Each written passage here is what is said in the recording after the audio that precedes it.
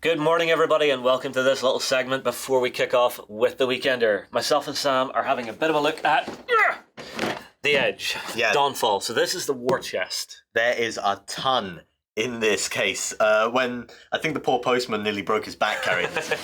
Health and safety, Sam, health and safety. All right, so I'll quickly crack the box open because there is a mountain of miniatures, tokens, books, the works in here. So the miniatures, the layout on the inside of this box is absolutely gorgeous. So you've got all of your different tokens and stuff laid out here, each of your different factions in here. These are double layered. So if I pick this up, beneath you're going to see each faction's bigger miniatures and card decks in here as well. The amount you're getting in here is a little bit ridiculous. Now, that is the bottom layer, so you've got all of your cards in here, you've got all of your different creatures. The actual sculpts on some of these are so pretty. I kid you not. Sam, what's your favourite faction? You going green? Oh, I've got to go green. I absolutely love just this. With the angel wings of grasping branches. What about our werewolf with spiky bits? Yeah, I do like the werewolf, but it's the tree creatures. Oh, Lance has found his favourite. I think out of them all, I like the Grabius because they seem really tacky. But very impressed for the miniatures and the miniatures quality on this. If I quickly flip all these back in, we can have a look at some of the other components that I have cleverly I say, pre-laid out on the table. So, you get a mountain of miniatures in this box. And we missed a miniature. You get two double-sided playboards. So you've got this side, and this side, and this side, and the other side, and that one. Wait, so, is that eyes peering out of the... Yeah, there's some pretty horrible stuff happens in this world. If you're curious, we do have a Let's Play of this already up whenever it was still in prototype.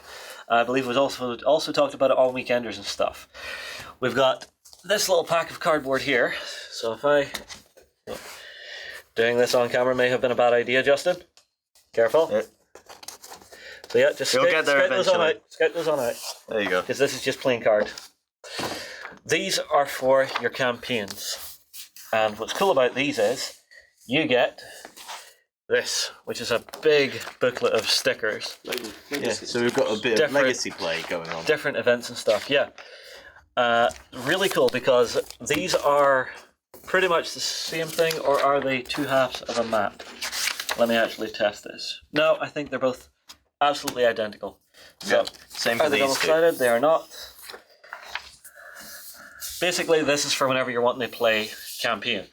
And you actually get the books down the front here. So, this one is a really nice graphic novel style piece that's introducing you into the world. Beautiful artwork.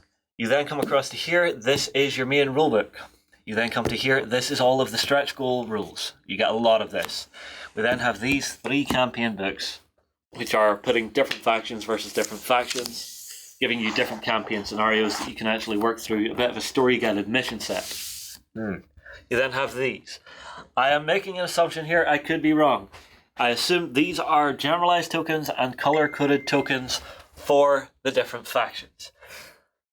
Yeah, there is a lot going on with this set. I'm very excited that we finally got a chance to crack it open on the camera. It's been sitting beside my desk now, been giving me the eye. I love this look at this game, and we are hoping to... Oh yeah, we're going to see if we can get the guys in.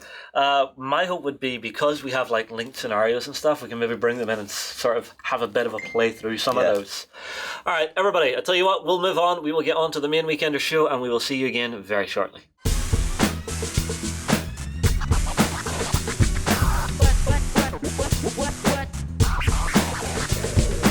That Edge stuff is gorgeous. It's a monster box. It is. It truly is. Stick with us, because if you're interested in the Edge by Awaken Realms, we are hoping that we're going to get some playthrough stuff organized very soon. Yeah, definitely looking forward to seeing how it plays on the table.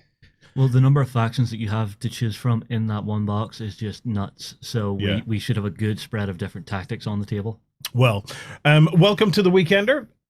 properly now. I am, of course, Warren from the OnTableTop team, and I'm joined this morning by Ben on the screen, Justin in the chair, and Sam in the other chair. Hello. And you will notice that there are some changes afoot. Little changes. I changed my hair.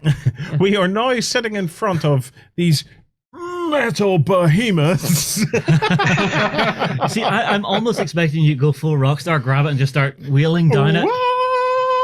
Yeah, we have a load of changes and stuff planned for the weekender, so we're going to be doing some experimental kind of stuff. I got a message recently from a backstager who was unhappy. Oh, knife through the heart, man. Whenever somebody has an issue, we try to resolve it.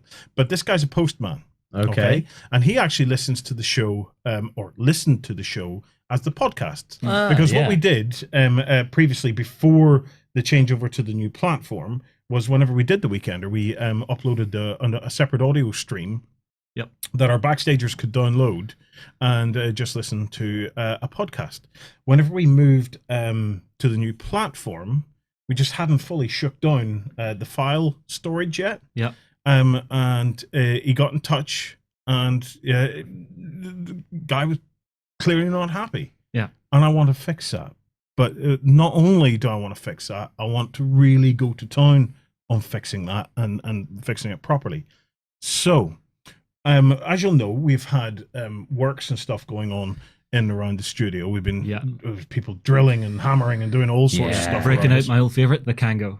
So, not only are we going to get the podcast in place, there you go. There they go. Mm-hmm. Not only are we going to get the podcast back into place, I have the team working on that at the moment to get all of our file uploads. So that includes all of our terrain and stuff like that. All of that will be coming back online. But we're going to push the boat out to make the show as I don't know, as good for anybody that listens to it as a podcast as we can. And we're going to publish the show to iTunes and that's perfect. And to some of the other platforms. So this show will actually start to come out as a podcast. And in fact, then for our backstagers, the XLBS show is also going to go through some changes over the next while, and it will also be available exclusively as a podcast for our backstagers as well. So we have a number of tests and whatnot that we're doing.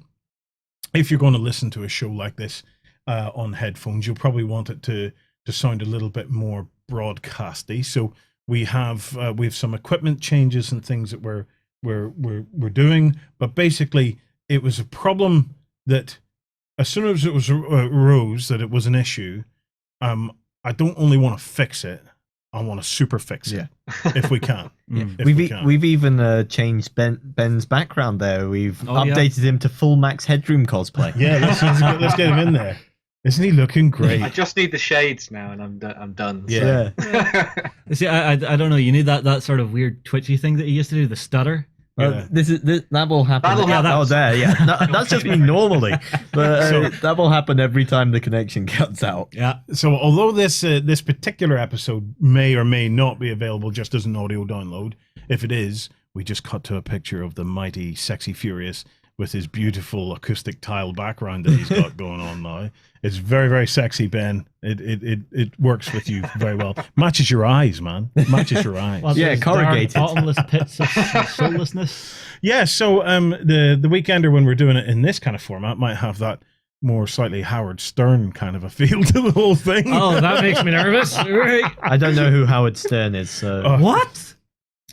Okay, we need to educate him. Millennials, man. Millennials. I think technically I count as a millennial. Oh, yeah, well, okay. Elder millennial. Well, millennial, then. I'll just go for the singular on that one.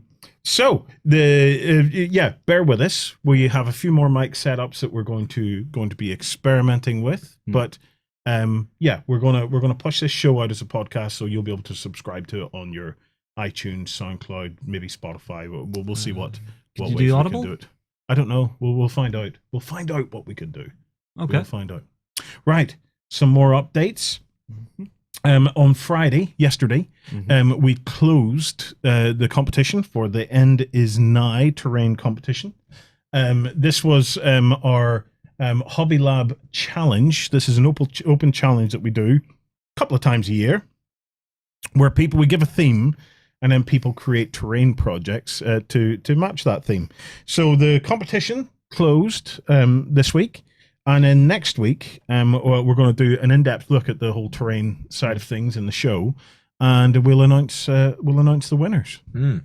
Also, next Tuesday, over on beasts4.com, on tabletop, as it will become, we're going to be in the evening, on Tuesday evening, we're going to be doing a live Let's Play of Rising Sun by CMON. Yeah, I am very excited for this. This game, I've been dying to play it. And of course, it won the UK Games Expo Best Board Game American Style award. Well, it does fit right into your wheelhouse with the Oriental style, the legends and stuff being brought through tabletop. Japanese mythology, yeah. Did he really mention Japan again? Not in regards to my own experience. Not in regards to my own experience. I only thought it was bad when I was the anime fan in the office. Yeah. I don't watch that much anime. Go ahead. Yeah, it's a beautiful, beautiful box. The models are fantastic. If you remember, we unboxed it on an XLBS once. Yep. I can't wait to see how it plays out. And it looks very strategic, so I think there'll be some interesting alliances going on. Do we know what's the stage? Who's going into the cage to play it out? Lance, Ryan, Cass, probably myself, possibly Coco. Oh, so it's going to be a big one then. If we can get all 5, it will be great. Yeah. Awesome. Well, if you have someone drop out, give me a tap. I might jump in. You'll be too busy making terrain, man. Yeah. if anybody has been over on Beasts of War, you'll have seen I've been in the trenches this week. Yes. Literally. Yeah. It's worth coming over and checking it out. We are building trench boards at the moment for desert warfare trench fighting. Yeah. So we have a desert war boot camp coming up in a few weeks. And part of the overall tables, so anybody that knows our boot camps know that we go to town on the gaming tables. Mm-hmm. So we have a few themed areas within the event, and one area is themed around trench warfare for bolt action. It is well worth coming over and watching the vlogs on that if you're a backstager. It's because we're trying a completely new way, never tried before, method of making trenches, and we're doing it out of large sheets of upholstery foam. Yeah. Yes. Now the best thing about this is that we came in the other day to find you lying on the offcuts. Yes. Yeah, he made a nest. It was a nest. It was a big. I'm like a big when emu. Your Warren man. is nesting. I am an emu, and I just I came in to see the progress, and I glanced down, and I thought, that looks comfy. Fuck, that looks comfy. And he fits, he sits. And I tried it, and it was great. You know, it's great to be the king sometimes, guys. You know? No, it was good, but the vlogs are even better. So if you're interested in how to make some trench boards, and these trench boards, in theory, you know, because it's all made of foam, this stuff would be a piece of cake to store. We're going to glue ours down. Yeah. Because we've got some stuff that we want to try. But in theory, you could do this stuff and not bother gluing it down. And I did really like Caesar's latest comic about this. Yeah. Yes. I think I may have missed this one. Oh, Justin, it's all about you and John in the trenches, man. We'll not spoil that one. Oh. Right. Ben, let's talk a little bit about some news, because Battle Kiwi have come out with some new star battle terrain. Now, I remember looking at the last lot of terrain these guys came out with. Utterly blew me away. Yeah. That they came out with, which was based around the idea of Endor, which was on Kickstarter not too long ago. But now they're shifting their focus towards creating some more stuff to do with like Star Wars and Star Wars Legion. And this is their new set of terrain for sort of outposts out in the middle of nowhere, set up by the Galactic Empire. This new set of terrain focuses in on one of these kind of outposts out there. It's got things like a force field gate for keeping the rebels out. It's got a really awesome looking power generator which utilizes some of their acrylic plastic stuff as well. You've got wall sections too, guard towers which fit into all of that as well, and then also some breached walls too, which is really, really cool. So you've got some really nice bits and pieces here that really tell a little bit of a narrative on the tabletop. One of the big things for me has always been one of this having terrain on the tabletop that allows you to tell a story. So when you start, everything looks pristine, and then by the end of it, you can throw some exploded walls in there. The force field gate will be down because they've taken out some of the power generators and stuff like that. And you've got a really cool looking setup for all the things you're going to be playing for Star Wars Legion in the future. As you can see, all of the terrain there is going to be provided unpainted, but you just need to add a little bit of a lick of paint to it, a bit of airbrushing, and you'll be pretty much ready to go with a lot of these terrain here, as you can see. One of the cool things about this as well is it's going to be available very, very soon. If it's not available right now, it should be towards the start of next week. So if you really like the look of this stuff and you want to go and check out some of their other pieces as well for Endor and that kind of thing, then definitely go and check out the stuff from Battle Kiwi. Now, when you say it's supplied unpainted, Ben, the last stuff that came out was grey. It had a color on it. Does this stuff? Does this stuff? The color on it. Looking at it here, that looks to have the color on it to me. Yeah. Yeah, so it's got a coloured layer to it, but you could also go to it and add a little bit more colour as well, because obviously you can see some of the MDF segments and all that kind of thing showing through too. Because I like it as it is. It's good stuff. I particularly like the force field and that hover loader, that hover carrier they had. I could imagine a scenario where you have to hijack that hover carrier and drive that into the power generator to open that gate. But it kind of reminded me of the scene from the start of Solo, where he's got that chase scene going and stuff like that. So yeah. Don't spoil it for me. I unfortunately missed that one. It's all right, Sam. Everybody dies. So it's having built this stuff, the last set that they sent through to us, it's actually a really fun build they actually put together. So you can actually take a lot of time with it, or a little bit less time, depending on how deep you want to go with it. And it's a good fun, and the kits come off the frames really nicely. Yeah, that's one of the key things for me for any laser cut terrain. If it comes off the frames good, I'm happy. Awesome. On the topic of laser cut terrain, we're sticking with that. Sarissa have some new burrows and badgers terrain. Ben, I had to be here, Ben. Yeah, so the guys at Sarissa have joined forces with Oswald Miniatures, and they've put together a really nice packet of terrain for you to go and check out for the users in the world of burrows and badgers. I was lucky enough to get a couple of these kits in myself, so I'm hopefully going to be building those over the next week and sort of putting them together and showing off what I can do with the painting. Are you going to open a project for that? I'm going to add it to my existing project for burrows and badgers, so you'll be able to see my progress of building it and trying MDF terrain for the first time, because I've never actually built any of it before, so not touched any foreground or nothing like that. So this is going to be a first time for me, which would be really cool. But the one thing I wanted to ask is actually, do I put it together with wood glue or super glue? PVA.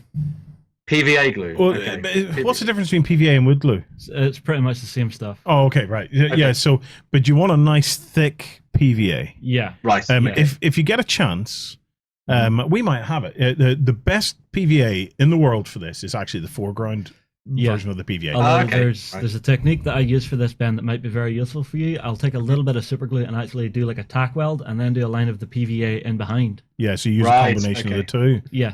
So you basically, it gets you that rigidity, because sometimes PVA can take ages to dry. Yes. So if you actually get the component into the position you want, just put 3-4 little dots just down the line of it. That tack welds it, and then you just get a good line of your glue down it, and you're golden. Yeah, and you perfect. Some nice tips. Yeah, you're relying on there's a name for that. Whenever you do a line of glue across a line, and the glue gets kind of sucked into the hole. There's a name for this particular kind of effect. But it's it's used by plastic glues on model kits and all sorts of things, so it should work well. Yeah, but I mean, there is a very. I was just going to say that yes, this terrain here that I'm hopefully going to be working on comes in those 2 different bundles that you can see, but all of the different pieces are going to be available separately as well over on both the Oswald Miniatures web store and on the Sarissa one as well. So, no, these are supplied unbuilt and unpainted. Right. Unbuilt and unpainted. Yeah. Yes. There's been some debate over this, so we'll make it absolutely clear. These do come unbuilt, unpainted, so you paint them up yourself. Which, to be fair, is not it's not such a big issue, because a gaming table I can't imagine a gaming table for burrows and badgers being that big, Ben. It's 3x3. So there you go. Man. Yeah. But I have got to say, I am dying to get a game of this on with you next time you're over. Hearing everything you've said about it, I really want to try it myself. I really like the look of the terrain for Lord of the Rings as well. Yeah, that would work very well. For that, yeah. Whenever you get it built, Ben, if you can take some photographs of it with your Lord of the Rings minis beside it, so as we can get a look at it for scale. But I think it's a lovely looking buildings. Yeah. Here's a challenge for you, Ben. Actually, do one of the buildings, prime it on the frame, and actually prime a couple of different colors and see how that actually works out. Because I think you could prime this on the frame, build it, and have it pretty much pre-colored once you actually build it together. That's a cool idea. I might have to give that a go. Maybe. As long as you're not too heavy with it, you should be fine. Yeah. One of the interesting things I'm going to try out is actually I've got one of the smaller buildings, but I'm going to do it with a almost moss grass roof. So it's going to have that kind of hobbity, shire-ish feel to it, rather than it just being this normal sort of wooden slats. So I'm going to see whether or not that works. But then I've also got two of the bigger buildings as well to work on. So I think I've got the tavern and, or maybe not the tavern. I think it's the tavern and one of the big grand halls as well. So that's going to be really cool to see how that comes together. Yeah. Very cool. Okay, we have a bucket load of Games Workshop news this week. Yeah. Some big releases have come out, including the Beasts of Chaos. I'm just dying. Are we going to have to revisit our reading? Oh god, I want to do Beast Man. Do it. A reading. Do it. That was one of our finest. You do not want to be touched by a Beast Man. Still gives me shivers. Oh man, Especially with the new audio equipment. Beast Man a reading is gotta happen, man. But it's I'm glad to see the Beasts of Chaos. You know, Yeah. I think Age of Sigmar needs something like this. You know, some fleshy grittiness. They are probably the grittiest part of the world that was. Oh god, yeah. Okay, can you bring it up a bit bigger, Justin? yeah. I want to see the big beasts in all their glory. Yeah, the big, huge one in the top left corner here is really impressive with the 4 arms. Now, That's an old one. I have a slight criticism. Uh-huh. Okay, and that's looking at that army, right? Do not look hungry? Well, no, it's not that. It's just it's quite difficult to tell one thing from another a little bit. Do you not think that it almost comes across a little bit as a blur? You know, maybe that's just the style of it, but you know, there are other armies where you look at it and you get that sense of the different things within the army. You know, obviously with Beastmen, how different can you make it? They're actually, all beasts. well, I no, suppose. this is the thing. I said I wrote that news one, and all of these are still old models. The only new model we got to see there were the Herdstone and the various spells that the Beastmen now get to use. But all of the nice. Yeah. They are some very cool. Justin, they've got the horn, man. Yep, and they've got a half burning bull. Why not? That is awesome. Impressive. Actually, the spells are the best part of it. Yeah. But my problem with the beasts is it's all the old models from their previous update, and I really don't like them, especially the Minotaurs. I hate the Minotaur models. I cannot stand the look of them. They look so weird. These are the legendary Minotaurs that have muscles on their muscles. Yes. Yes. Yeah. So these guys on the left-hand side? Yeah, them. I really don't like them. But then you also have like that character in the center who is a classic old sculpt who is fantastic. You get that bestial look. And I'm very disappointed that I hope we get to see some new stuff for the Beasts of Chaos, because they have the potential to be one of the most vibrant forces in Age of Sigmar. Yeah. They are do, pure mutation. Mhm. And some of the other monsters they have in their list that you don't get to see there are brilliant. Yeah. So I hope we get to see some of that reflected in their ground troops. Yeah. Awesome. We also have the Boondaka Snazwagon. Yes. Oh, I love this thing. I am totally sold. Ben, tell us about it, man. Yeah, sure. So this is one of the vehicles that you're going to be getting inside the Speed Freaks box when that comes out, I think in October, or October, as they're calling it. Yeah. And actually, when we look onto the next link, which was all about the news from Nova, you'll be able to see that box set in a little bit more detail. But this was just a quick look that came out, I believe, from the Warhammer Citadel opening, which was the new cafe that's been opened over in America. This was also where they showed off the model that you can see underneath that, which is one of the massive Trogoths that's going to be coming into the world of Warhammer Underworlds and their new version of the game, their new second box set. So yeah, some really cool stuff coming out from that front. But yes, if you go over to the next link on this Games Workshop stuff, you'll see that they actually showed off a reveal trailer for Speed Freaks, as well as the contents of the box as well, which was really cool. So yeah. So Speed Freaks, that's Well, what is it? Is it basically Orc Vehicular Mayhem? It's like a destruction derby kind of a thing, yeah? As only So, the yeah. orcs can do it. Yeah, you're going to have the 2 different orc clans, as you can see there, and it's all about racing around on the board, blowing each other up. It's a little bit like a Destruction Derby with a Mad Maxian stuff thrown into it as well. It's taking all the things that people loved from that old game of Gorka Morka and adding the race element into a new boxed game. One of the big things they've said is, of course, you've got the vehicle you saw there. There's also going to be the custom Booster Blaster, which is the other vehicle that has been shown off in some of the teaser videos earlier in this month. But then, of course, you're going to be able to throw in all the other war buggies as well. So there's going to be a real sort of sense of customization and mech boying these things and digging through your bits box, as is the proper way to play orcs, and putting some really cool stuff down to the tabletop to play around with. So it'll be really cool to see how that goes down. So. What other stuff came out of Nova, Ben? Some of the other stuff that came out of Nova was actually a little bit of a preview for the Sisters of Battle. So last time we had a look at the Sisters of Battle, they showed off some of the weaponry for them. This time around, they showed off the head designs for the Sisters of Battle, and also the news that we're also going to be seeing a version of the Codex in a collection called Chapter Approved at the end of the year. So there's going to be a beta version of the Codex that was meant to come out in 2019 at the end of this year, so you can test out the Sisters of Battle for yourself and see whether or not you like them, and obviously feedback to the Games Workshop team as well, which is a really cool thing for them to be doing. So a nice little bit of community spirit there.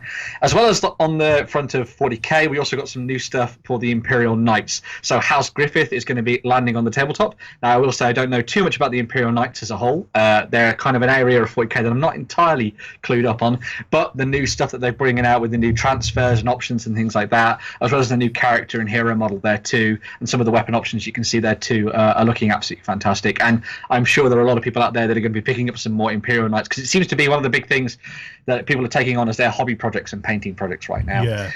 The final bit of news from Warhammer 40,000 was Warhammer Quest related. Mm-hmm. Now, Warhammer Quest is stepping away from its fantasy roots, and obviously we saw the revamp of it in what we saw for Age of Sigmar, and now we're going to be seeing Warhammer Quest Blackstone Fortress, which is going to be a new take on the grim dark exploration on the tabletop, but a little bit of dungeon delving, but in a sci-fi setting, which will be very, very cool to see how that plays out. That has the potential to be flippin' staggeringly good. Like, I mean, staggeringly good. You'll starry-eyed Warren going, oh my God, you know, it's one of the it's one of the things, you know, back I remember you know, when we were playing Space Crusade and Space Hulk as kids, you know, especially Space Hulk, you know, it was right, I want to get orcs in here. You know, a space dungeon crawler is just crying out. And if they base this around maybe the Inquisition, oh, that would be fun. You know, so you basically have your demon hunters and things like that going out. There's a lot you could do. More of a rogue trader thing, them going in to search derelict ships. So you're kind of Firefly kind of a thing. Yeah. Thing is, it's been done. You know, it's you know, there's loads of games out there that already kind of do that and probably do it better. You take Core Space, for example. Fair point. You know, it's you know, Core Space is absolutely fantastic at that, and the ultimate kind of space dungeon crawler in that sense. Where 40k has its true power is in its background, especially that kind of. The inquisitorial imperial background. Where I think 40k has its strength in this regard is there is lots of potential for that small warband surrounded by monsters. Oh, you could collect monsters till they are coming out of your oxters. Well, the interesting thing about this then obviously is because it's tied into this idea of a Blackstone Fortress. Now, Blackstone Fortress is a massive alien constructed effectively living weapons that exist out in space. I'm fairly sure they've existed in 40k before in the past, I believe as well. Not sure when they came up, but this one has been newly discovered, and from the trailer you get the idea that it's maybe either an inquisitorial team or something to do with those kind of like piratical guys, as Justin was saying, on the fringes of the galaxy looking to claim it for themselves. I think it's probably going to have a little bit more of that inquisitorial side to things, which would be really cool to see. But it'd be really nice to see what kind of Xenos stuff they throw in there as well. So what's living inside the Blackstone Fortress, that kind of thing. So, there's a type of game I'm surprised Games Workshop have never made, which is a worker placement game managing a Forge world. There's one for them to license out right there. Yeah. You know, Whiz Kids are the guys in charge of all their board game stuff at the moment, because they're doing lots of stuff with Talisman and of course with the Dracula game as well. So that's a style of game I would like to see played out. You can be a little more abstract with it and actually have it that you are the fabricator general of a Forge world, managing the tech priest, the serfs. You know, you can have like mutant uprisings and stuff happening as you play through the game. It could be really fun. That would be a cool one. Imagine the power of that game for a club campaign. Yes. Where if you were playing a long-term narrative campaign and you wanted to introduce knights and titans and things like that, you had to manufacture them first. Yeah. So you get a club night going on a Monday night where you're going through your manufacturing process, and whatever you unlock is what you could then play at the weekend. That could be fun. So that could be a good tie-in game. Yeah. From a very from the beginning of it, you could even have kill teams going in and they find the remains of an old titan or something that and as you go on, the whole basis is trying to build up your titan. Yeah, but it's not even that. You could use it to actually build the armies you're playing with. What you're manufacturing is what you're able to arm your stuff with. So depending on how well you're doing in one game can determine how well you're doing in the other game. There's a lot of potential for that. Yeah. Before you move on from the Games Workshop, there is one single thing I want to point out in that list. If you could bring it up and go down to the bottom. There's one single new release that, of course, caught my eye. Well, that one is one of them, and that's pretty cool. Yeah. Yeah, the Warhammer Underworld's Night Vault. Bringing some really cool new miniatures. Well, before you move off, tell me about Nightfall, Ben. So the story of Warhammer Underworlds is passing onwards because of the events that happened with Age of Sigmar and going into second edition, where Nagash was creating these massive necroquakes all across the world. The area of Shadespire was not untouched by this, and so the Stormcast Eternals are having to send through their Sacrosanct Chamber once again to try and take on the forces of the Nighthaunt, who are led by the Briar Queen, as you can see there modelled with her chain rasps. One of the other really cool things about Night Vault is that it also adds in a new mechanic to the game, and that is the ability to cast spells. Now, there were, of course, abilities in the original Warhammer Underworlds, but now in this one you've got spells that you've got to take to the table as well. And these are a little bit more dangerous and a little bit harder to get off when you're doing your tactical plays on the table, but they should lead to some interesting sort of stuff coming together for tournaments and things like that. So, yeah, very cool. All right. And then Sam, I'm guessing this is something. Yes, Ben? I will also say that Troggoth that we saw before in the last story, that little flying squig is another little teaser towards one of the factions that's going to be coming out for Warhammer Underworlds in this new version of the game. So very cool. So, that flying squig is a beautiful thing. I can't wait to see that. Look at that. And this is the one that I'm guessing Sam wanted to show. Of course. Hand off the white with Frodo. No, that's not Frodo. That's Pippin. Oh, okay, fair enough. I'm getting stuff wrong again. There's Justin showing his Lord of the Rings mega knowledge all over again. Justin, I know there was a ring. I know they went for a walk. I know someone fell into fire. I think that's about it. Justin, we need to double check now. Can you bring that image up? Are they carrying any bows and arrows on that horse? On. Some people are too rough for their own good. Yeah, a massive thank you from the rest of the team to everyone who posted. I've been getting it in the neck all week. Posted such kind comments to Justin on YouTube, who completely just on the spur of the moment decided that archers would never be effective on horseback. I looked at it. I thought they wouldn't be effective. I can be wrong. I'm human. Yeah. If I only had a time machine, man, and send you back to the time of Genghis Khan and get the Mongols, they would soon show you, man. There's two things that they were very effective at, and both you would like. Okay, so number one, it's actually three interesting things. Number one, they were highly effective archers on horseback. Okay, incredibly well trained. Okay, very effective, and it opened up all sorts of tactics for the Mongols, and hence why they became pretty much a world dominant. Conquering. Secondly, they wore silk shirts. Silk shirts, really? Yes. Silk shirts. Now, why do you think they wore silk shirts? More comfortable? It had everything to do with fashion, man. Yeah. The reason comfort is not fashion. Comfort is I have been in the saddle for maybe 12 hours. I'm not chafing. But these were Dolce & Gabbana shirts. The reason they wore silk shirts, Justin, is when they'd get penetrated with an arrow, the arrow would wrap up in the silk. Right. It wouldn't go through the silk, and then the silk and arrow would go in, and then all they had to do was basically pull on the actual silk shirt, and it brought the arrow out of their body. Okay.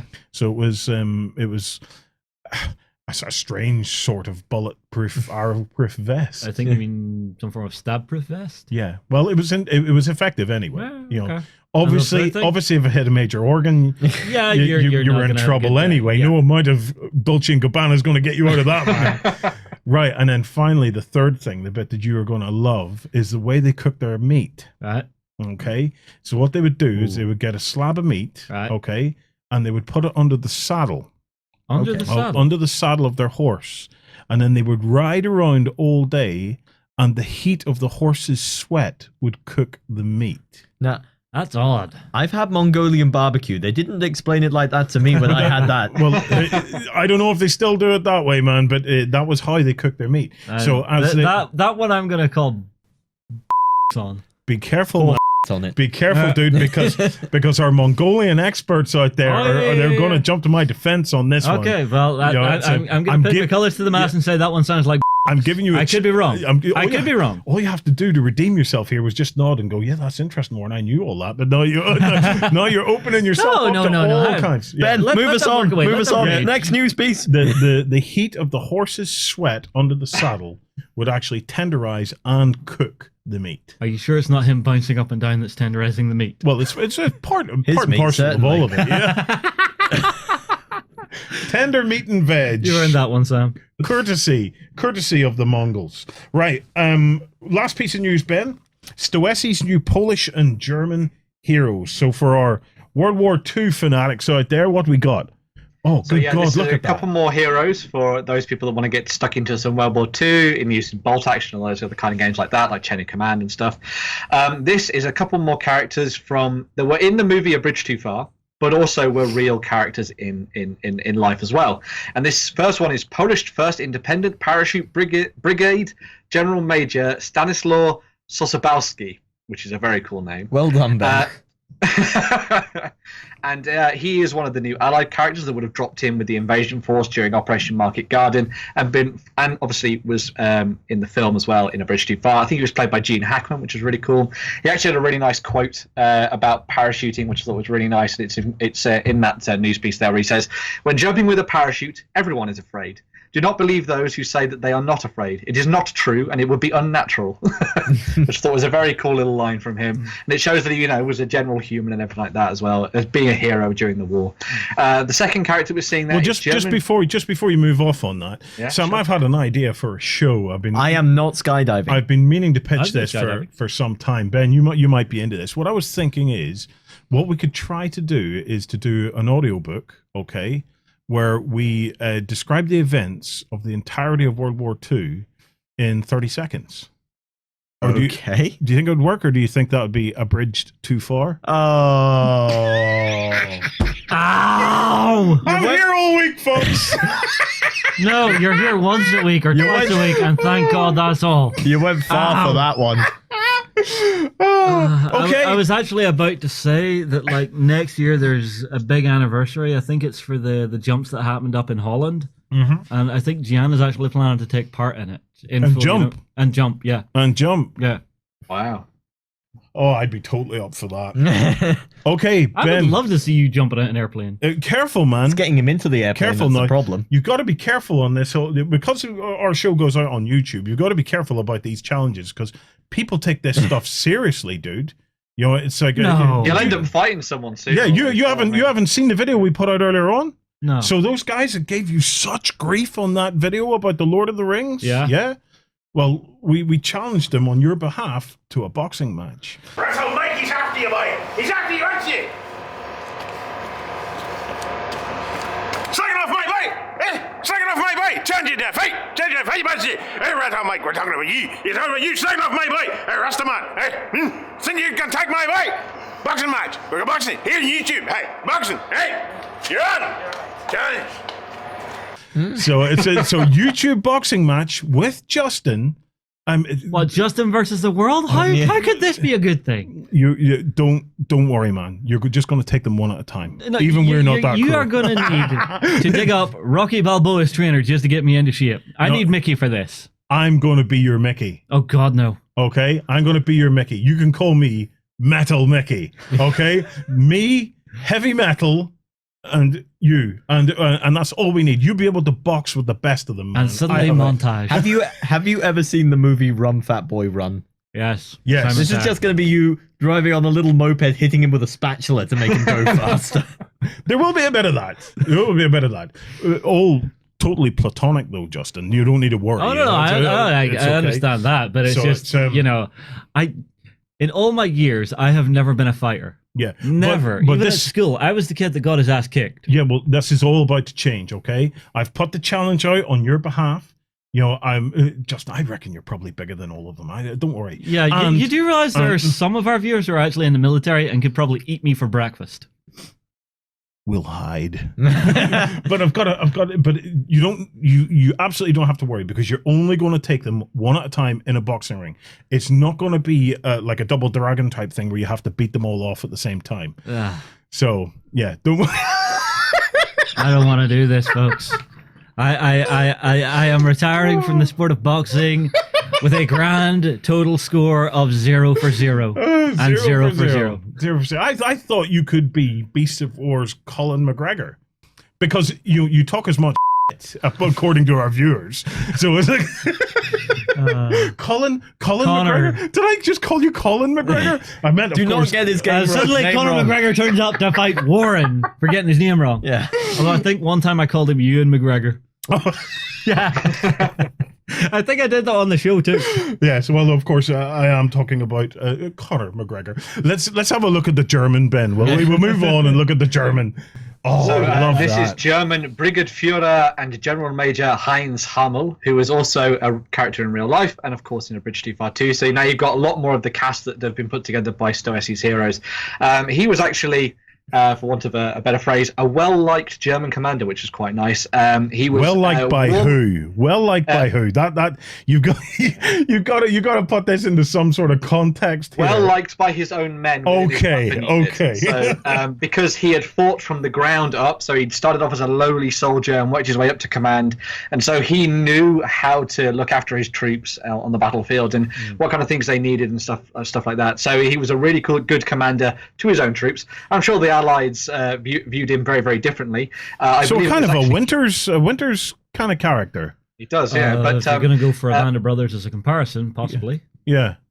But one of the interesting things about him as a character was it was actually his defense that stopped the Allies in A Bridge Too Far. So he's the main villain of the piece, I suppose you'd say, for the Allied invasion going forward, which was really cool. So I definitely advise you go and check out more of Stoessi's heroes. They've done some really fantastic sculpts, and they also look at a lot of characters that maybe a lot of people don't necessarily know about, and sort of tell their stories as well. And they have snippets of information about them, talking about their history. They also show off some of the old photos of them during the war as well. So if you like the idea of playing with some of these characters and using them in your games, going beyond what you've seen in Hollywood and stuff, then these guys have got some really nice kits. Well, not kits, some nice models for you to go and check out. So yeah, fantastic. That's your lot for the news this week. We have some guests in with us in the show. We have the guys from Phalanx who are here to talk about Nanty Narking. Sam, I believe you got a chance to sit down with them. Yes, I did indeed. I am joined by the guys from Phalanx who are here to tell us about their game, Nanty Narking. Now, this is a game I've been very excited to see. I love Victoriana, and you wait till we show off some of the pieces here. It's looking fantastic. So, sitting across from me, I have Valdemar. Hello. And Adam. Hi, guys. So, guys, Nanty Narking. First of all, what does the name mean? What does Nanty Narking mean? Are you a fan of Victorian London? I am indeed. Yeah, so this is the slang. It means great fun. Ah, okay. Well, that shows me. So, what are you trying to do in the game? What is the focus? Well, the focus is that you have a secret character that you are playing with, and you are trying to meet your victory conditions, which is secret for other players. So you have to outguess the other players. What is your plan for chances, and you can pretend that you have completely other personality. So it's a lot of bluffing and exactly lots of bluffing, lots of interaction, and lots of guessing who is who. Excellent. So can you tell me some of the characters here? I'll show them off under the camera. So these are some of the personalities you can be. Yes. Exactly. So who have we got? Fagan. Here we are. Yeah, it's Fagin. Yeah, so a very famous figure. The Kidsman. Yeah, so you are working all the game just to put as much trouble as you can into London. Now, you mentioned trouble. If we look at down here, you'll see a layout of the board. All these black marks here. These are the trouble markers. Now, this is an upgrade of the previous edition of... Re-implementation. Yeah, and re-implementation. That is a good way for it. And I can say the components are a massive step up on what they were. Fantastic.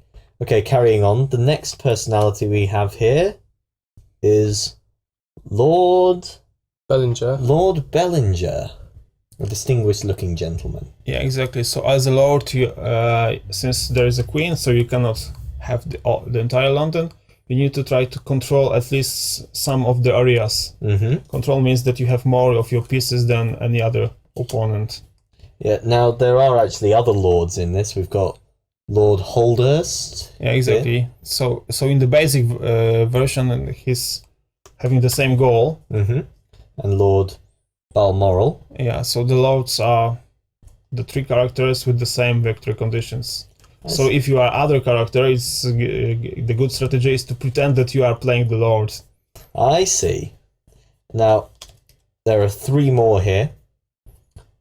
And these are just the basic personalities. You said there are others. Yeah. So we have prepared the variant. So for the people who know, let's say, the previous edition of the game, they have something new and a reason to spend another hundreds of hours in this game. Excellent. Well. Also, we've also got Monsieur de Sidonia. Yeah. I don't know how to pronounce that. Monsieur de Sidonia. And what does he do? Well, he is making money. Mm-hmm. His main goal is to gather around £50, I think. In cash and real estate. Yeah. Now, what is the background of this character? Because I recognize Fagin. Fagin is a very classic character. Well, the background is that actually... He's Mr. Rothschild. Oh, but in order not to use the actual names, the actual character, yeah, because it will be strange for the actual person to be fighting against the fictional. Well, lucky for us, Mr. Disraeli, Benjamin, he wrote a novel. Mm-hmm. When it was clear that Monsieur de Sidonia is actually Mr. Rothschild. I see. So he made a character based on Rothschild. Rothschild. So that's why we decided, okay, so we will not put Rothschild just in front of him, but just we go one step further. So this is Mr. Rothschild. So he's a newcomer to the London. He tries to be accepted by the lords and the society, but he needs to get some influence and make some money. I mean, and the very similar is the story of the Chrysoprase. Yeah, yes, Chrysoprase from the Discworld Ankh-Morpork. From the Discworld Ankh-Morpork, he's a troll. Mm-hmm. He's a stranger. I see, yes. But he pretends to be just a normal businessman. Yeah, it's the... And to be accepted as a normal businessman, so let's say it is your goal. When I will have my estate of, let's say, £50 or 50 Ankh-Morpork dollars, I'll be rich enough. So then you say, okay, we don't care that you are a troll or somewhere else. We accept you as one of others. Yeah. You are one of the new noblemen. I mean, just you are from the ruling class. Yeah, it's the old concept of old money versus new money. Yeah, so this is the new money person. Excellent. And then we also got another very familiar face here. Professor James Moriarty. Exactly. Yeah. The Napoleon of crime. Nemesis of Sherlock Holmes. Yeah, a very sinister figure. If at the start of your turn you have agents in a certain number of areas, then you win the game immediately. Exactly, because you are not making crimes by yourself, but you have your agents. If your agent network is wide enough, if it's spread all around the city, I see. You win that way. Then you control the London. Yeah. Excellent. And then the last of the personality cards you gave me here is Mr. Sherlock Holmes. Exactly. So you have to make your own investigation, who is who in the game, and your goal is to pretend all others. I see. And if the game ends due to the cards running out, then you win the game. Exactly. Yeah, in the original, So his task is basically to deny the victory from the others, right? Yeah, I've played this role in its previous iteration. It's a really fun one to get. It means you end up playing a slightly longer game, but it is so much fun because you just focus on throwing spanners into the works of everyone else's plans. Yeah, so but you have also a very careful play because you need to be very careful what everybody wants, control the situation. Mm-hmm. You are just like making like a consultant detective. You must know what everybody's plan is and try to prevent it. Excellent. So how do you carry out these plans in the game? What do you do? What card mechanics and miniature mechanics are there? Everyone's hand is 5 cards, and on their turn, everyone is playing one card, or maybe if they have an ability, they can play more than one card. Mm-hmm. And all these cards are also connected to some legendary and mythical personas from London and from the Victorian era. May I take a look at some of these cards here? Please. So we've got some interesting ones here for this card. Let's see, who have we got? We have Peter Stokes, Alderberg Gruner. I absolutely love the art style of this. It's very dark and mysterious. Henry Mayhew. Oh, very interesting. These real people from Victorian London. It is a mixture of the real people and the characters from the literature. I can see some particular names I want to. Yeah, we've got Bill Sykes, that notorious villain.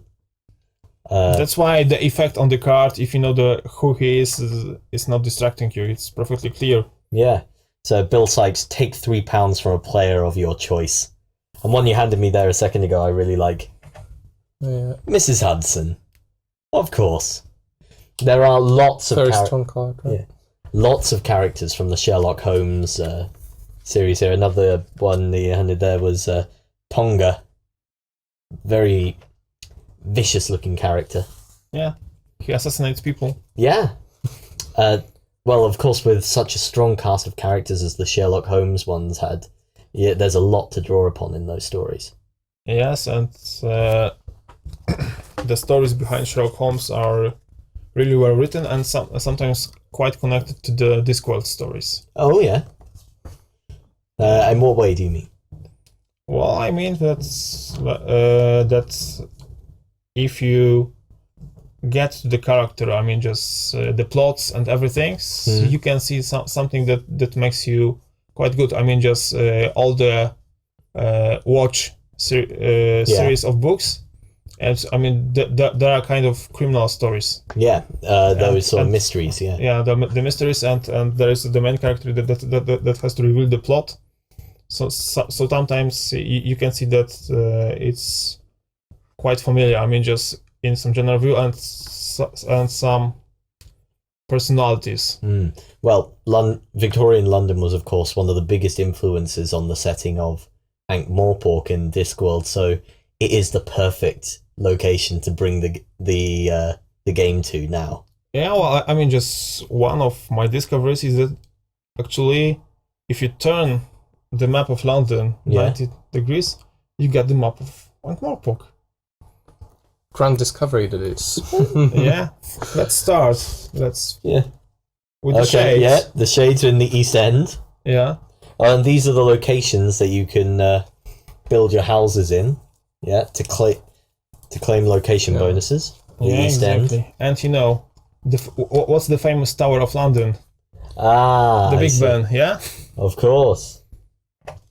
And here we are in Westminster. Yeah.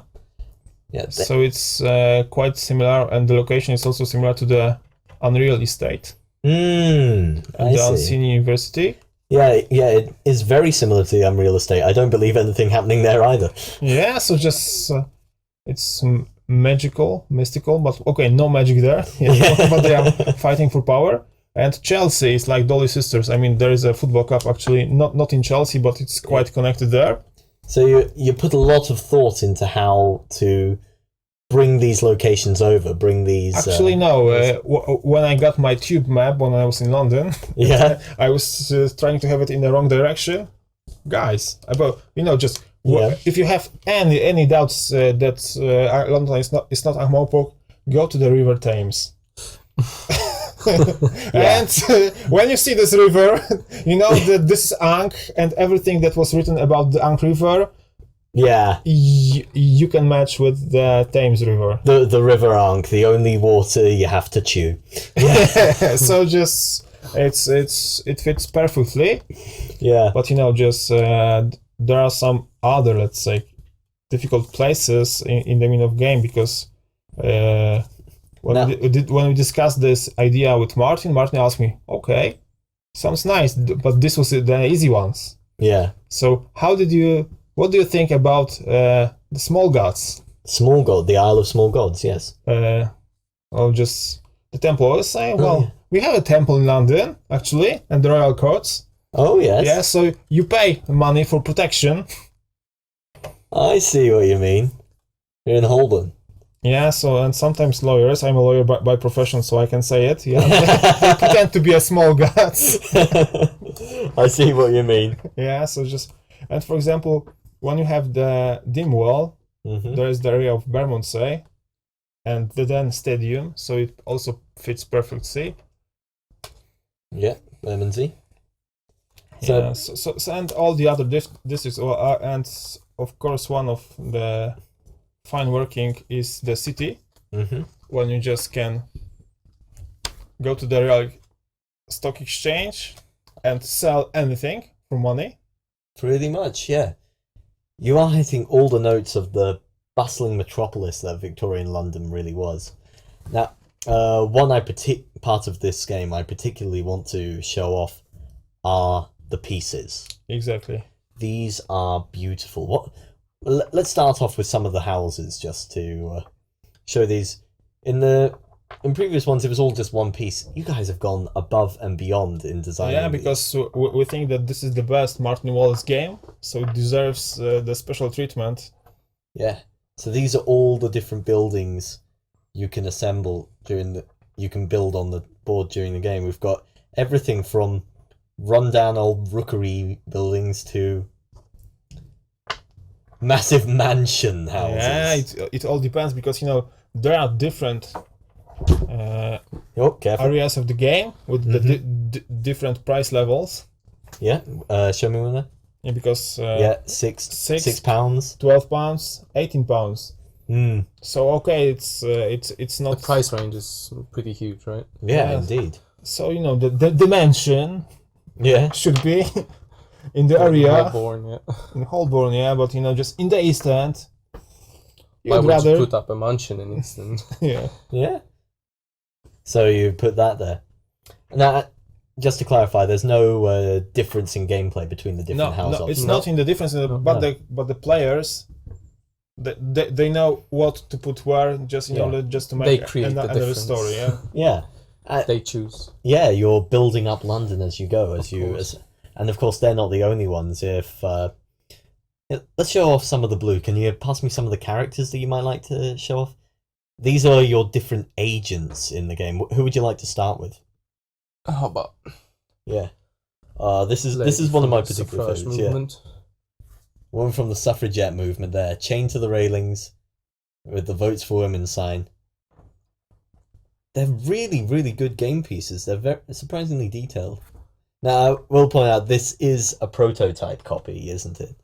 Are these going to be resin pieces when in the final copy? No, they're going to be plastic pieces, because...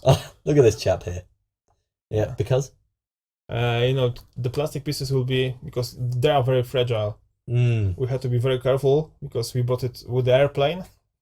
With some little distractions. The plastic pieces are much more reliable and, let's say, resilient towards the destruction. This is one of this guy may be my favorite, the Tosher, disappearing into the sewers, getting ready to try and find what people throw away. That may be my favourite. Although, Adam, I know you've got another favourite piece. Well, to be honest, how about the jockey, for example? Oh, the jockey? Yeah. Oh, that was not who you told me earlier. The jockey is a very nice one there. Get ready for a day at the races. I mean, whenever I think about London, it's the horse racing. I think that's really important. One thing I hadn't noticed before, if you look down on the base, there is the horseshoes and everything. So great attention to detail. Yeah. And then this was the one I meant because of course. Yeah, the little match. This one broke me a little bit when I saw her in the game. I don't know. There she is, the little matchstick girl. Oh, that's a heartbreaking piece. Just buy something from her. Yeah, please, please, for the love of us all. Who made the miniatures for you? Who did the sculpting? The Hexy Studio. Hexy Studio? Yeah, exactly. Excellent. Yeah, I've seen some of their stuff in the past, but these are mind-blowing to me. I absolutely love them. Now, oh yes, let's show my favorite. Yeah, these are your favorite. Yeah, my favorite. Let's see. Now, what are these guys called in the game? They are Grenadier Guards. Grenadier Guards. Yeah. And when do they come into play? Because they're not an agent. They're brought into the game by events. When there is an event, martial law. I see. They come. You can see it in our Let's Play because it happened. Yeah. Really, really fast. Yeah. As I said, we have already filmed the Let's Play of this. It was a lot of fun. That'll be going up fairly soon, I think. Yeah. Now, this game is coming to Kickstarter. Exactly. Yeah? Yes, it is. Yeah. It's coming out when? In the next week, yeah? Yeah, next week. Should start on Monday. Hopefully. Should be grand. And I know you guys are doing something a little different with your Kickstarter. Can you tell me a bit about that? Well, we tried to find a different way for the goals of the campaigns, for the campaign. And we chose to go for a story-driven campaign. While during the campaign, after we managed to complete the £60,000 goal, the founding goal, we will we will let everyone to become the character of the stretch goals. Who is this gentleman right here? Yeah. The community will be this gentleman, generally. We will be playing the role of this gentleman. I see. Going through the story of his beloved, of finding his beloved Lenore. Yeah. Actually finding. We start... finding out what happened to her, yeah. Because in the campaign trailer you will see that he got a letter inviting him to her funeral. So he is coming to London, staying at the hotel, and on the very next day... We place the hotel in there, yeah? It looks a bit big for the hotel. Yeah, but just in order to make these game pieces, we couldn't fit the scale. And then just we can borrow some of your buildings and put it here. So just I want to see this played out as 28mm scale. That would be amazing. So yeah, go on. Yeah, so just then you have to borrow some of your tables and your stuff to build even bigger London. John! But then you will make an open voting. Yeah. So it will be a game book play, because then the community will be open for deciding what he does on the next day. There will be a multiple choice. Every day something different will happen, and a choice will have to be made. And we don't know what is the course, what the people will decide to do. And, just depending on what they will decide to do, some of the pieces will be implemented into the game box. I see. So depending on who you go and meet in the story. So that's why we say that there will be no stretch goals. The story goals. It will be story goals. I mean, if you decide that, okay, I want to, let's say, have a conversation with the sailor. Okay. Then we will add the sailor miniature to the box. I see. So not all of the agent miniatures listed here may end up in the box. Well, it will depend on how our story with the Missing Clone goes. That's a very organic way of funding and developing the game. Yeah, so that's why we have brought. I mean, this is our maximum. Mm-hmm. Yeah. And but we wanted not just make, let's say, an ordinary campaign. That we are caring about how much money did we raise. We are not doing this for money. We're doing this for fun, and we want to deliver fun even on the Kickstarter campaign. So let the game begin as soon as possible. It's a in order, if you are guessing whether to back us or not, we have prepared a little bribe. Let's take a look at these. Yeah, there will be more of them. These are just the samples. All metal. All metal. Yeah, but every backer will get 10 of these big one crowns and no 10. They're very nice little pieces. 20 crowns and 30 shillings pieces instead of the classical cardboard ones. You know, just yeah. Here, let's take it. Can I show off some of the cardboard ones just alongside it? Yeah, show how much nicer these are. Yeah. Yeah. Well, the cardboard will be also a little bit nicer because these are just the preview copies. Yeah, of course. Now these are, they're not bad, but how much nicer is it to play with a big hefty piece of metal? Exactly. Yeah. Especially when you, for example, I played this card. Give me 5. Oh. Do I have to give it up? No, I just want to point out painstaking. He hit me with the Fire Brigade card there, and I'm fairly certain he's having a go at me because I got him with this during the Let's Play. So, yeah, keep an eye out for that. I didn't play nice. What other things can we expect to see in the Kickstarter? Can you let us know any other things that might be cropping up? Well, just the story will be revealed day after day, so I don't want to make any spoilers now. Fair enough. Sorry, I tried, guys. Okay, well, I think this is a great game. I can't wait to have another game of it. It is one of my favorite board game setups and premises out there. I love the hidden motive mechanics. And the paranoia it builds quite a lot, surprisingly. Yeah, we found out about it during the Let's Play. Yeah, true There enough. was quite a lot of tension build up right there, especially with all the trouble markers and not knowing if there's a Fagin around. Actually, when you are an advanced player of, let's say, Mop or nothing, you should start your turn.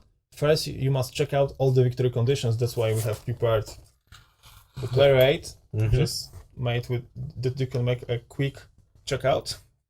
Yeah, very useful little guide here to show you the goals. Yeah, so just you see what are the potential goals, and you just look on the map and see, okay, how many trouble markers are there? Oh, is there a Fagin among us? Yes.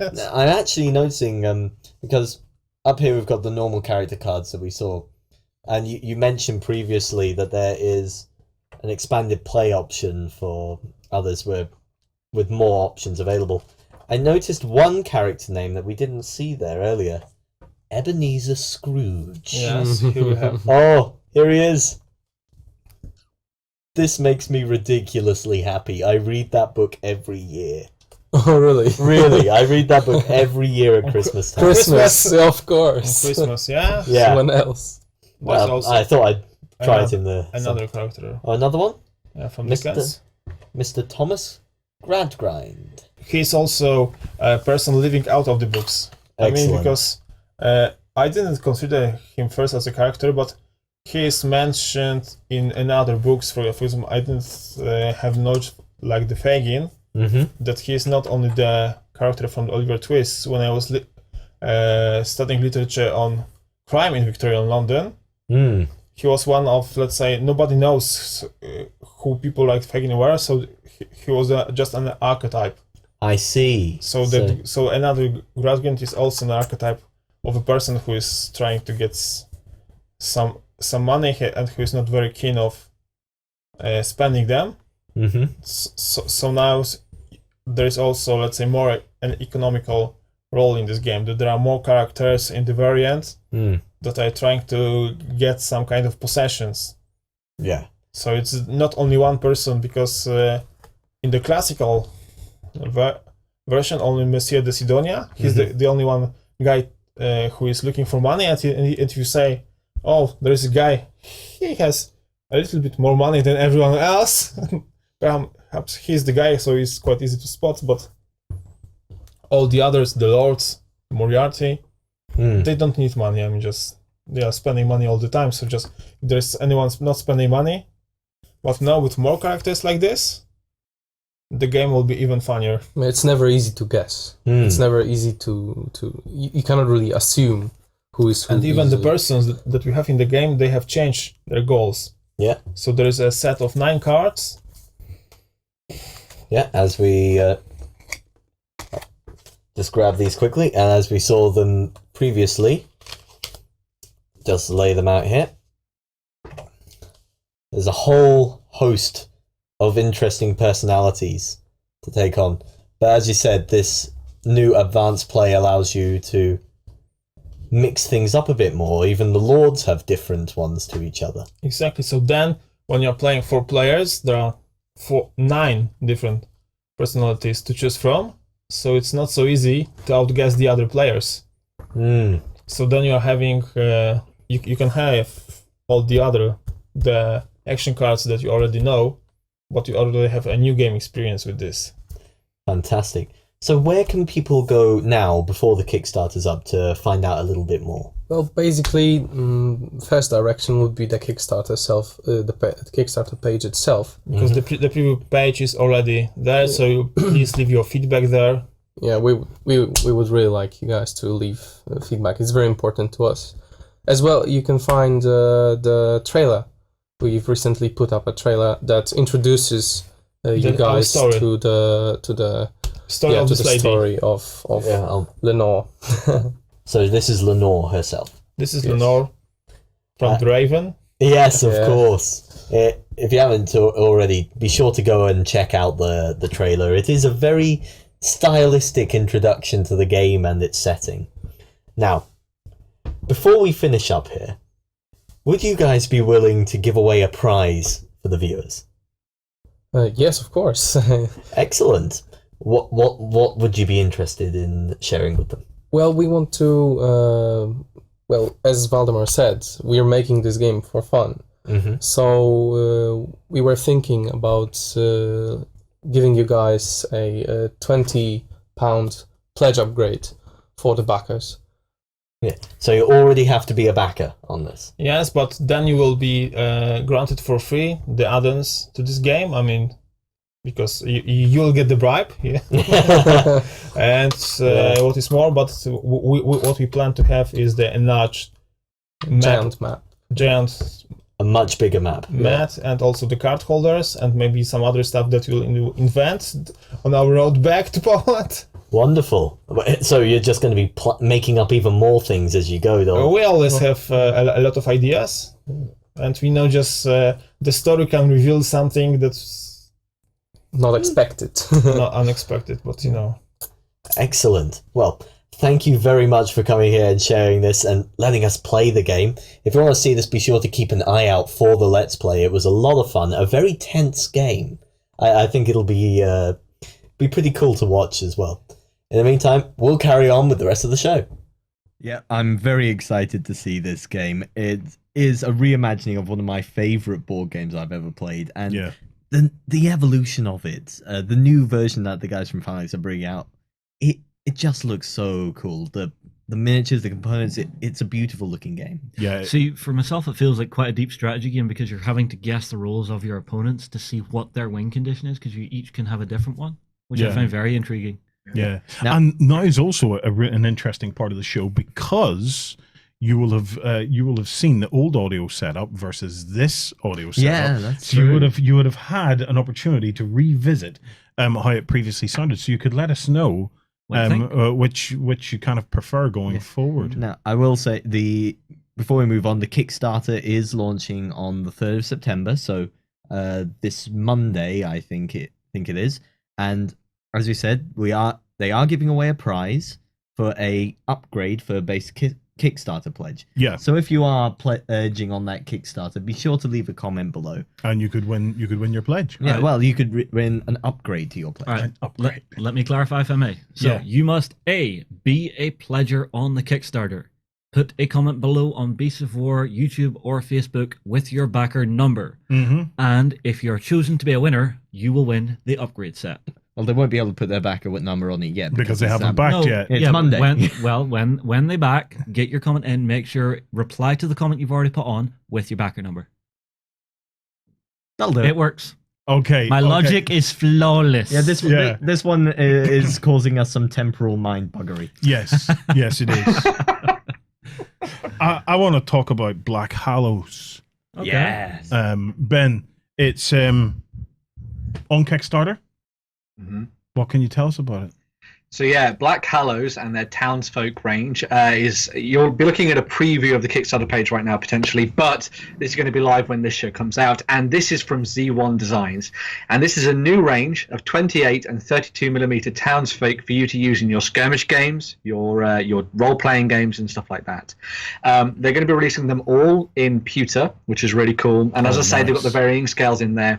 They'll be doing a whole range of different NPC characters, so you've got people like the Tavern Keep, you've got the town criers, you've got entertainers, you've got those people that hang out in the pub, you've got the barmaid, you've got butchers, you've got blacksmiths, you've got all sorts of different models. You will remember that we may have looked at this in a previous Weekender when we showed off one of their other Kickstarters, which was for a range of dice trays. The other really cool thing about this is that they're also going to be providing a whole range of these in resin in 75mm. So if you want to get yourself one of the larger miniatures, you can do that and you can check it out. The cool thing about this as well is that Black Hallows isn't just going to be this one Kickstarter here you see for these NPCs. They're also going to be working towards something in the future for a range of heroes as well. And of course, there's going to be a game world based around this too, which is really neat. One of the characters, one of the heroes, has already been shown off, and it's Melisandre Moonwatcher, which is a really cool character. And you will have seen her in the start, and she's dressed in the green robes and stuff as well. So that's a very cool character that's been coming up for this. I really like this range. When I first saw these back when they were doing their old Kickstarter and saw the blacksmiths for the first time, thought the look of these was fantastic. They have that kind of almost Fable-esque sort of heroic proportions to them, which I really like. Very much. And so. I think these would be a fantastic pickup for someone like a dungeon master who really wants to populate their tabletops with some really nice miniatures. And of course, with the new game coming out in the future as well, this skirmish game, you've got some nice things to look forward to as well there. So yeah, so a really nice range of NPCs for people to go and pick up. Very cool. Yeah, I'm very impressed with that. I think those townsfolk are interesting. They all very much are on the kind of the characters that you would expect. Though there's no. I mean, the men are heroic, the women are beautiful, the hags are hags. Yeah, they're very much working with fantasy staples and stereotypes. Yes, yeah. There's and I wonder is there much of a demand even for your more normal kind of townfolk, and what way would you even use it in a game? This is something. It's something we'll be talking again about on Backstage in the near future.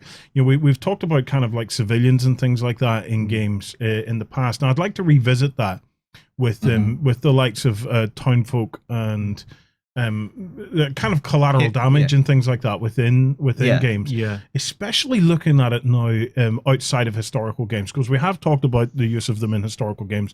Some historical games use them to great effect, where you are heavily penalized for any negative interaction with the likes of civilians. But I would like to see that kind of thing explored within sci-fi and fantasy. Especially in fantasy. I think it would be very interesting. For a role-playing game, that comes down to your DM. No. I want us a tabletop war game. Like, for example, let's take Age of Sigmar. Okay. All right. So on Age of Sigmar, we have Stormcast Eternals and the Blanket guys.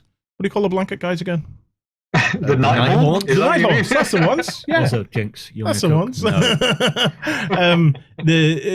I want to do. We have both those sets now painted up. Okay. Yep. People are crying out for a let's play. Yeah. I want to see a let's play. I want to see a let's play. When we get the boot camp and stuff over us, I want to do a beautiful graveyard kind of church kind of worship table. Okay. And what I want to do is a Sunday lunchtime battle. Okay. Right. Now, Justin, I see you thinking there, but I eat my dinner at Sunday lunchtime. I don't mean that we're going to play it at Sunday lunchtime. I mean the battle will be set at Sunday lunchtime. But we do get lunch, right? So all the civilians will be coming out of the church. Right. And you'll have the Stormcast Eternals in there. Yeah. And the demony blanket guys from hell coming out there. Right. And then fighting. Okay. Yeah. But they'll have different things. Okay. So the Stormcast Eternals will want to maybe try and protect the congregation. Okay. Whereas the demony guys, for everybody that they touch, they maybe turn them into a kind of like a ghosty. You kind of could a run guy it or as something. perhaps a moving objective game where the civilians are running towards the Stormcast Eternals, trying to get off the opposite side of the board. Obviously, Have it as an AI that's a fairly crappy narrative I've come up with there, if I'm being yeah. honest. But you get the we point. can work you with know, it. you- And You could have the panicked crowd sort of scenario. Yeah. Crowds, I think, are especially important for fantasy when they're drawing on the old classics of the genre. During the 80s and some in the early 2000s, you had a lot of the chosen one narrative of the young farm boy. Yes. And you would meet these colorful cast of side characters in the village itself. I'm thinking of the Belgariad and Aragon later. Yeah. Stuff like that, where you did have these villager characters. Aragon especially made them come into play later in the narrative. Yeah, but does that not make them become less villager characters, more into villager becomes hero character? There you have a way that they can develop. You could start off with that villager. But I would personally just have them as a faceless mob that can either get in your way, has its own objective, and will interplay with the two armies. You could potentially start to pull like a Gangs of Rome mechanic there, where you incite the mob, Possibly. you know, which I think would be fascinating as well. You know, but I also really am interested, Sam, in some sort of randomized card mechanic where, you know, at some point a unit could go and maybe interrogate a villager and get some local knowledge or something like that. You would draw from a deck. That's kind of and that way your villagers become more than just a kind of like a sheep kind of thing. They have a little bit of a non-player character aspect to them. Do you know what has a good mechanic for this, funnily enough? Stuffed Fables. Yeah. Yeah, because on Stuffed Fables, you open the book, there'd be a little marker on the mat showing that if you go here, there's a point of interest, there's a character you can interact with, and it would have a deck beside. And you draw that randomly, and it tells you who you've met and the choice you can make. Yeah. Like the Let's Play we filmed. Were you in that one? No, I wasn't in that one. Of course, I went over, I interacted with a part of the map, drew the card to see who I've met, and I've met a leprechaun toy. So, of course, which was, of course, written in a terrible Irish accent. Of course. So the one English accent in the group had to do the terrible Irish accent. To be sure. Yeah. If you want another game that does that very well, Joan of Arc Time of Legends, because it basically gives you the scenario of what happens when you meet them. Two options as to how you deal with the person. So deal with them in a positive way, deal with them in a more aggressive way. Then you flip the card and that tells you which of the two reactions you get. Yeah. Awesome. Right. If you've got ideas for how you would use village folk and stuff like that within your fantasy games, do post them below because we'd love to steal those ideas and talk about them in the next show. 28 millimeter Fallschirmjägers next up, Ben. Yeah, so the guys at Hair 46 are on Kickstarter with their new Fallschirmjäger project. This is for a set of these deadly paratroopers for the German army for the period of 1943 through to 1945. There are two different sort of bundles that you can pick up, as well as a separate one which includes a HMG as well. And of course, they're looking towards stretch goals, which will unlock the likes of characters and stuff like that going forward. All of the models are presented in metal, which is really cool. And I just think these would be a really nice addition to those kind of armies that you've built up that have a lot of plastic in them, for example. You can use these to have a little bit more of an iconic, heroic feel to a lot of your units. Yeah. Maybe use them as commanders for them and stuff like that, which would be really cool. The thing I like about these as well is the way they've been posed. I really like the sort of dynamic action poses to a lot of the models, so they're all doing something, which makes them fit really nicely into the idea of dioramas as well. So if you're that kind of hobbyist and you like that kind of thing, you've got some really nice options here for that too. This actually brings me back to a video game I used to play called Medal of Honor Airborne, where in the first mission you actually drop into an Italian town and have to face off against the Italians and of course some of the Fallschirmjäger as well. And I was thinking about how cool it would be to do a table like that set within a massive Italian walled city, and then have the paratroopers coming in and the Germans trying to defend it and stuff like that. It would be really cool. So yeah, some scenario ideas came out of seeing these Fallschirmjäger on Kickstarter, which was cool. So, yeah. Some of the Italian villages are beautiful. Absolutely beautiful. I was watching a movie. I was going to say an interesting movie. I'm not sure I would classify it as an interesting movie. I haven't decided yet. I need at least a couple of XLBS to get it out of my system. But it was about Father Gabriel Amorti. Oh. This is the chief exorcist. And I have spoken about him some years back, where I read a book by Father Gabriel Amorti where he was talking about exorcisms. And the way I describe it to people is he believes in demons and demons and exorcisms the way we believe in a bowl of cornflakes. Like, I mean, it's just totally normal to him, totally real. It just totally exists. But I saw this this movie where the director of the Exorcist movie actually spends some time with Father Gabriel Amorti before he dies. Right. And they film an exorcism. Which is interesting, and can't be out. It's quite the thing. Now I know that this movie would scare the crap out of you, so this is not your kind of movie whatsoever. No. And anything that subsumes personality creeps the absolute hell out of me. Yep. Ironically, maybe. And because I'm such a good friend, okay, you're going to tie me down and make me I'm watch going to it. make you watch it, yes. Are we going to have to Clockwork Orange this? Tape the eyes up and you on one side with an eyedropper, me on the other? We'll find a way. But to get to the point... That's how to get you to watch it. Rope you into forcing me to watch it. Fair point. So to get to the point of it, though, a lot of the scenes take place in this beautiful Italian village up in the mountains. And to recreate that kind of thing on the tabletop would be, dream come true type stuff. They are that beautiful. Mm-hmm. They really are. Right. Just to interestingly talk about something on the World War II front for our boot camp that's coming up. I did make a joke with Oriskany that I was going to put pyramids everywhere, but then he poo-pooed that.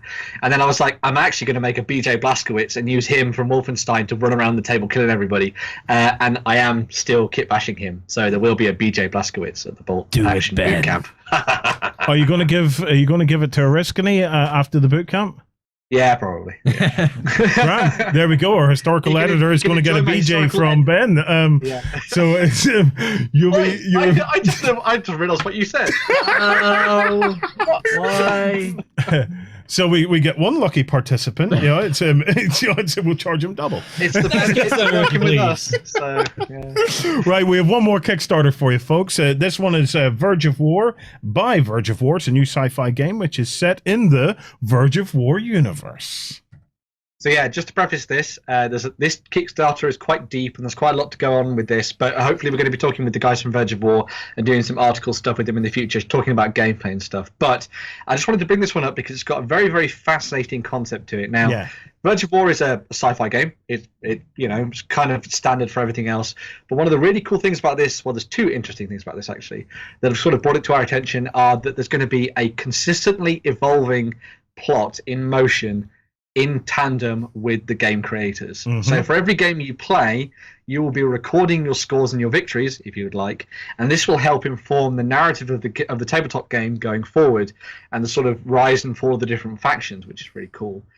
The design of the different sort of factions in this game is really fascinating as well. You've got the Seats, who've got kind of like this almost reptilian dinosaur feel to them, which is really cool. And then you've got the humans, which have got this really nice sort of over-the-top paladin style to them, which I thought was really cool as well. So some really nice looking and individual factions that have got a very nice sort of original aesthetic to them.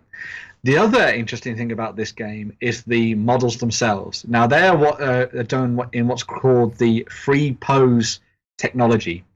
And this is that effectively you get a set of miniatures that are more like one of those sort of crazy Airfix kits than a typical sprue. Every single part of the miniature can be posed and changed in different ways. Oh. So you get this insane toolbox that you get, which has like the leg in separate separate pieces, the foot, the fingers, the head, everything is in different pieces. So when you put these together, they're going to be a lot more complicated than something like a Malifaux miniature, but it should mean that you could have an entirely unique looking force compared to your friends, which I thought was a really, really cool idea. Whether or not it's going to take off is something entirely different. Yeah. But the gameplay seems pretty cool. It seems very basic and easy to understand. I think the sort of heart of this is going to come in the narrative play for this game.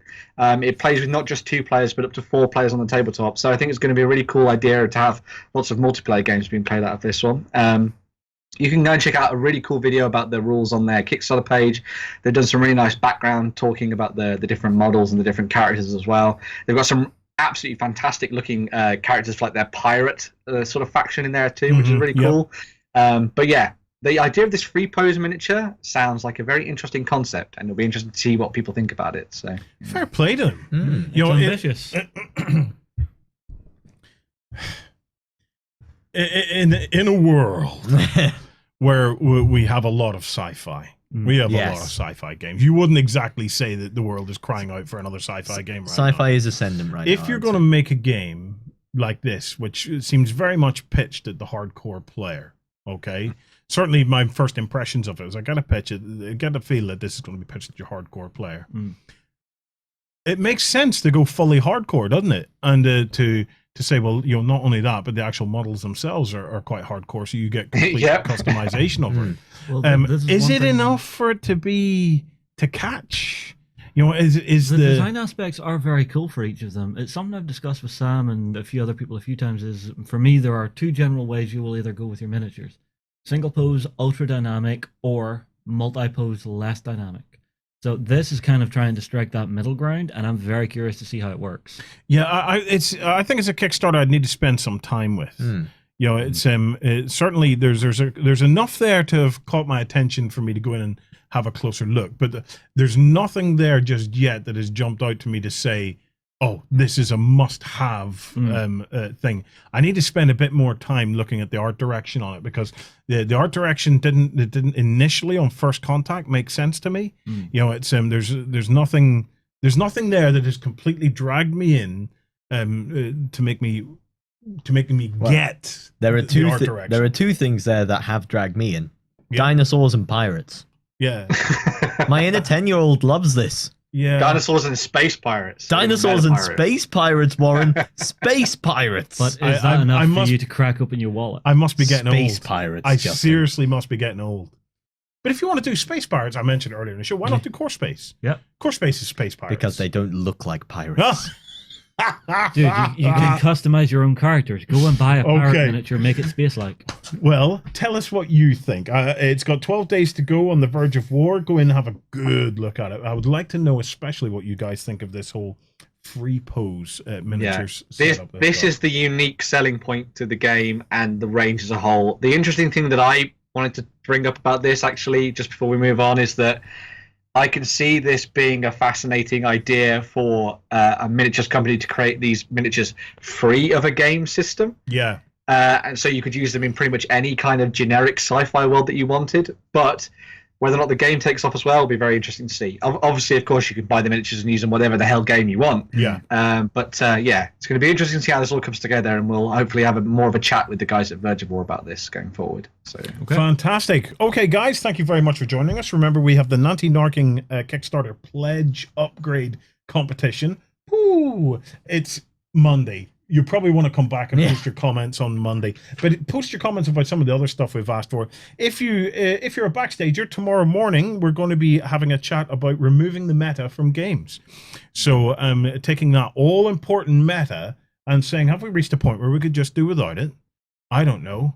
We're going to find out if these guys know, and more importantly, we want to know what you think of it. Okay, we will see you again soon. Thanks for tuning in. Have a great week of gaming. Go ahead and check out our other content on screen now, and be sure to check out beastsofwar.com for the latest gaming news and gaming let's plays. And while you're at it, why not hit subscribe and remember to ding our dong. Go on, you know you want to click it. Go on.